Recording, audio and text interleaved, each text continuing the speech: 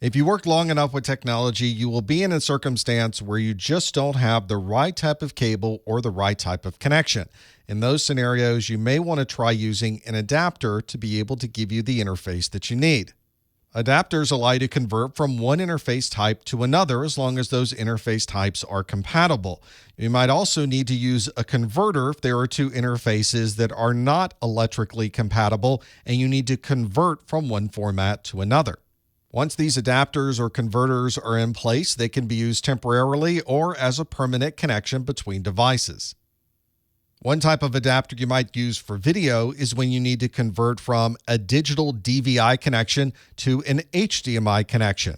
HDMI and the digital versions of DVI are electrically compatible, so you don't have to perform any type of signal conversion. There's no power required for this connection. You need simply an HDMI connection on one end and a DVI digital connection on the other.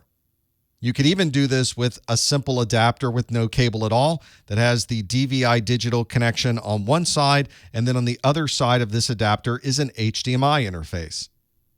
Another type of adapter used for analog video is one that might convert from a VGA connection to a DVI analog connection. This DVI analog is backwards compatible with VGA, but it's only guaranteed to be compatible running at resolutions of 640 by 480.